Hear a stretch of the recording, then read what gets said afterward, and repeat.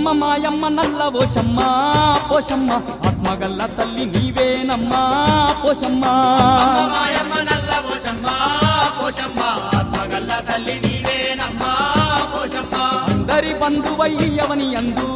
పోషమ్మ అవతరించిన దేవతవమ్మ పోషమ్మ